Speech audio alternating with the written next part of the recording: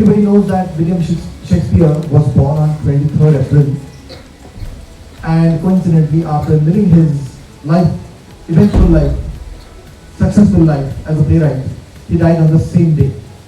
So it's the coincidence that happens only in the great people's lives. That's why the date 23rd April is observed as his birth and the death anniversary. Set the perfect tone for this grand celebration. And now, one of the most exciting moments of today's program, the moment our talented students have been waiting for. Hard work, dedication and passion. When these three come together, the greatness is the only outcome. It is now time to honor an extraordinary achievement.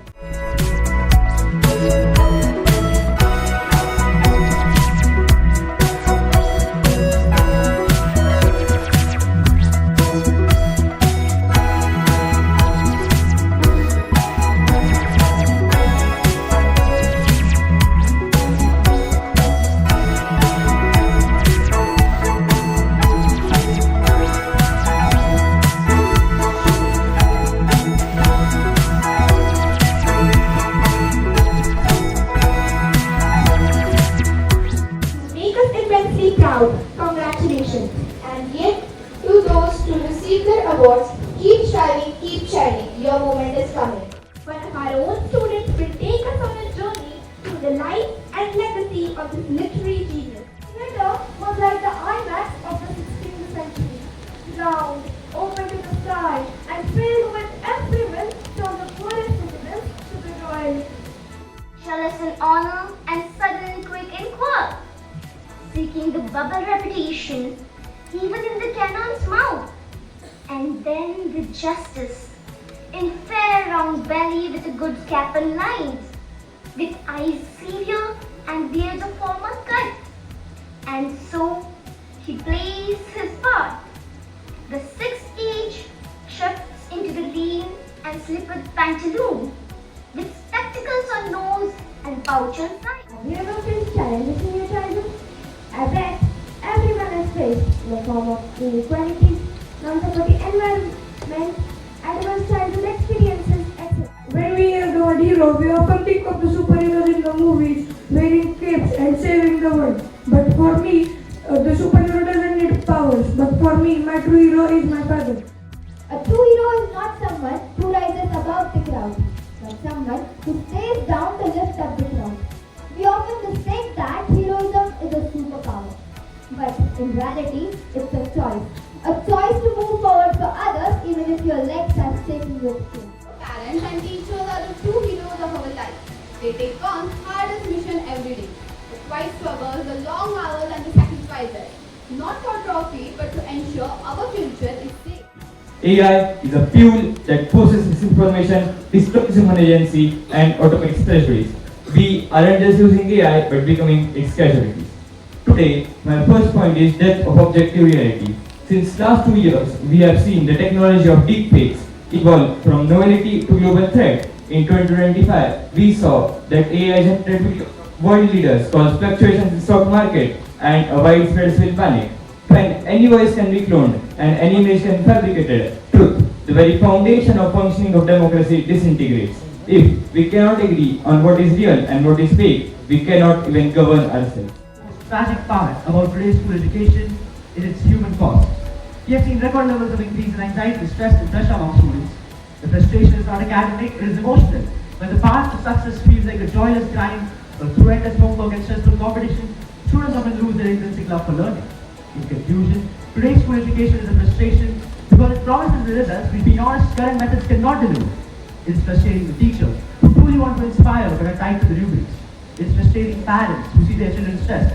And last but most importantly, it's frustrating the students who want to engage with the world but are trapped in a cage or system that values compliance over competence. Education today does not grade high. It categorizes them. Marks, ranks, percentage have become the ultimate identity of a student while curiosity and creativity are pushed to the sideline. I will prove that today's education is not a source of frustration, but it is an invisible, indispensable foundation. My opponent calls an academic pressure or frustration.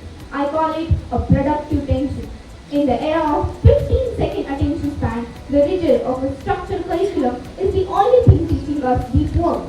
We aren't learning subjects. We are training our brains to focus, to analyze, and to process the knowledge we gain. I am Macbeth, a brave warrior from Scotland. In beginning, I was good and loyal soldier. My king trusted me and my friends admired me. I had everything a man could want. But then, I met 3 witches in a dark forest. They told me that I would become a king one day. That's when the trouble started. Well, I was a king. Let me tell you what happened. I was old and tired of ruling. So I decided to divide my kingdom among my 3 daughters, Gondril, Regan, and Cordelia. But first, I asked them a silly question. How much do you love me? I came from far away land, and people respected me for my bravery and strength. And I fall deeply in the love with a beautiful lady called Desmond.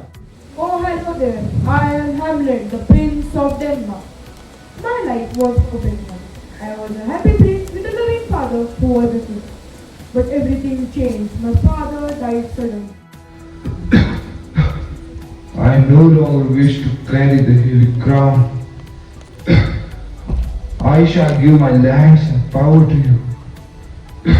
But I must first ask, which of you loves me the most?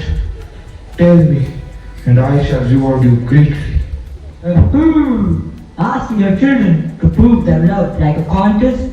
Just want and well, I tell you. My lord, this test seems unwise. Silence! Silence, cat! I love you more than words can say, more than eyesight, space, and liberty, more than all the riches in the world. No daughter has ever loved her father as much as I love you. Father, what Gondrel said is not enough, for I love you even more. Father, I love you as a daughter should love her father. No more, no less. I cannot dress my heart in flattering words. You are my father. I respect you. I care for you. This is the truth. You shall receive nothing. I disown you. I disown you, Cordelia. Do you know what you have done? You have given away your kingdom, thrown out your honest daughter, and sent away your truest friend. You have made yourself a beggar wearing a crown. Pretty words for a pure heart. Remember this well, young friends. Flattery is not love. Dear students, English is not a subject we study in school.